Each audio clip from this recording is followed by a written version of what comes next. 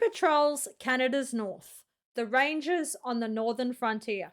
G'day guys, how's it going? My name is AussieTash. I'm really curious about this video. It was suggested to me by one of my members on Discord. Who patrols that? What police go out there? What do they wear? Do they have dogs on their floats? I have so many questions. Really looking forward to getting to this video, so let's roll. I'm Canadian Ranger, and I'm also a land technician that is protecting the land. The Canadian Rangers are unique. Yeah. As a part of the Canadian Armed Forces, they provide a military presence in some of the most remote coastal and northern parts of Canada. The 5 Canadian Ranger Patrol groups across the country speak more than 25 different languages and dialects. They'd have to, Many of wouldn't those they? are Indigenous. Oh, that's this reflects cool. the fact That's that they so represent cool. more than 200 communities. Oh, I love that. The Rangers as we know them came into existence just after the Second World War, when the Cold War between the West and the Soviet Union drew global attention to Canada's north. Yeah. I can Defense see planners that. recognized the need for military presence to protect the region. The people living in Canada's remote regions were best equipped to provide this presence. So the Rangers were formed in 1947. 1947. The Rangers Okay. cover a territory that extends across 3.8 million square kilometers. That's one of the largest areas of military responsibility in the world. Because the region Wow. is so remote, the government turned to the people who've lived there for countless generations, many of them Indigenous. They have an intimate knowledge of their homelands. Their hunting, fishing, trapping, and subsistence activities mean that they're comfortable spending long stretches of time out on patrol. Okay, oh my gosh, I have so many questions. I know we say it's a stereotype, but is there still native Canadians living in igloos and living in areas like this, like in the middle of nowhere with tents and stuff like that? Is that still a thing? I mean, I think it's awesome. I think it's really cool. You know, they're native to that part of the land. That's how their families live. That's how their ancestors live. They want to keep that going. But is it still a thing today? Do they still have, you know, the natives living in igloos and in tents like this? I'm guessing they do because, you know, the Rangers, they have to speak over 20 different languages and they're there looking after and supporting these people that are living in these areas of the northern frontier. This is really cool video. I'm loving this footage. I'm so excited. Let's keep on going.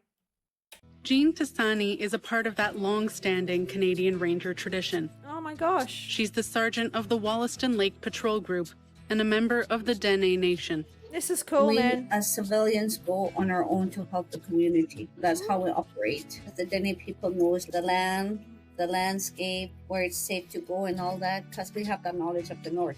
Yeah. The Canadian Rangers keep an eye out for and report on unusual activities. What That sort of includes unusual sightings activities? of aircraft, ships, and submarines that aren't a regular part of the area. Like from Russia, maybe? They conduct Who surveillance knows? and sovereignty patrols to collect data for the Canadian military. The regions are remote. Winters can be brutal and dangerous. Oh my so gosh. a key component of their work is supporting ground search and rescue operations, known as GSAR. GSA. You always have to bring somebody that is knowledgeable and guide you with to the location where you're going.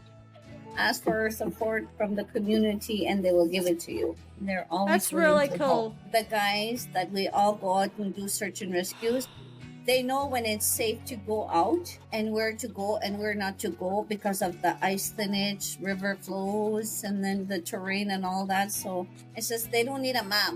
They have the map of their own, the knowledge.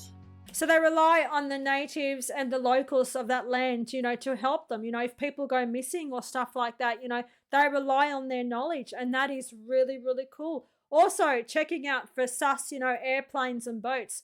Is Russia, are they believed as a threat to come in there? Because I know they're so close, they're on that borderline, yes. So that's really interesting. This video is super cool, man. I'm loving seeing all this footage. It's absolutely incredible. And to think about that, these rangers, this is what they do. They do this all throughout the year.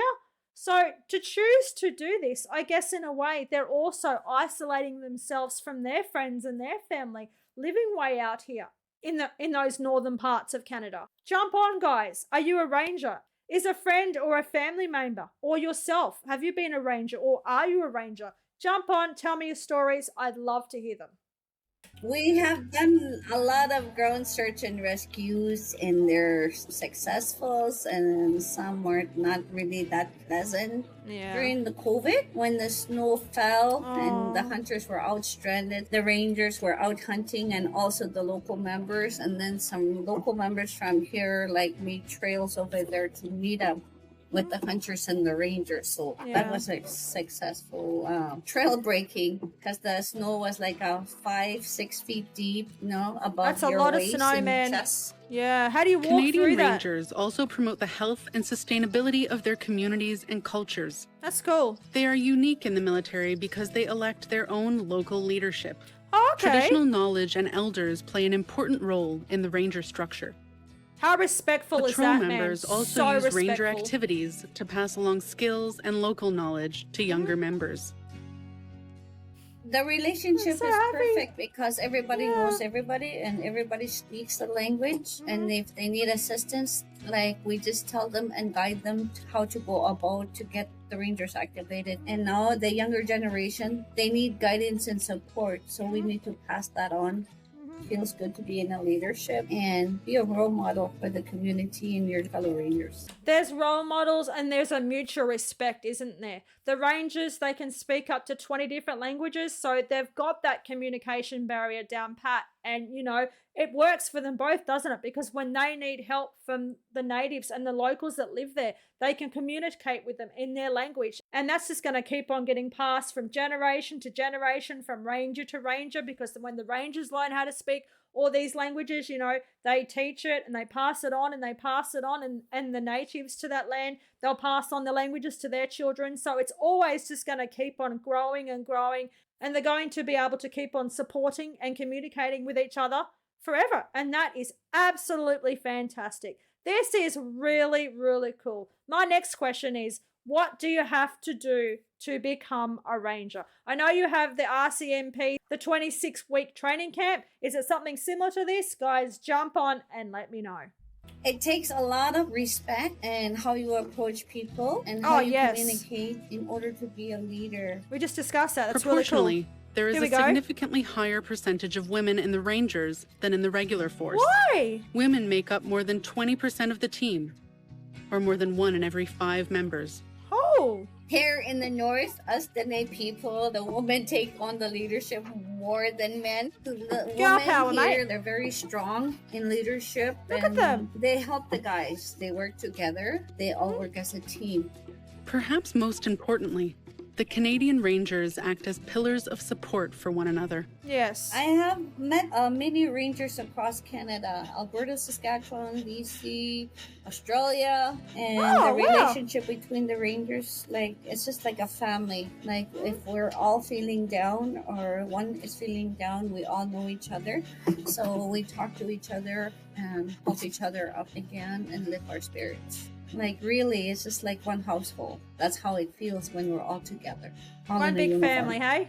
That was a really cool story. I'm just trying to think in my head of all the area, they'd be monitoring and they'd be looking over. It's just snow that just keeps on going for thousands and thousands of kilometers. Oh my gosh. And the description is that during COVID, when they were going out on, search and rescues or operations or hunting for food, the snow that they were walking through was like 5-6 feet deep high. Oh my gosh. That's like, probably for me, that's going to be like up here, man, because I'm only like 4'11" or something. I am not very tall at all.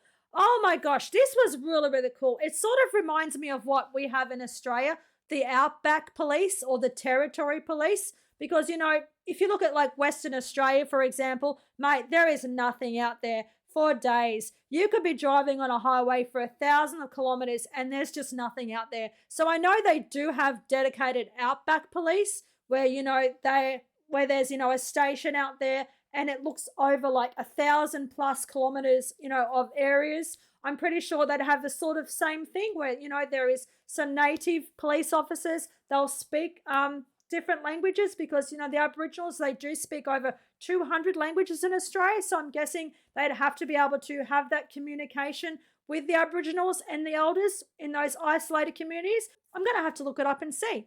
That was the video for today, guys. I really, really, really, really enjoyed it. If you did, please jump on, smash the like button, leave a comment, and of course, remember to subscribe. That really helps me out. Cheers from down under. Take care. Bye.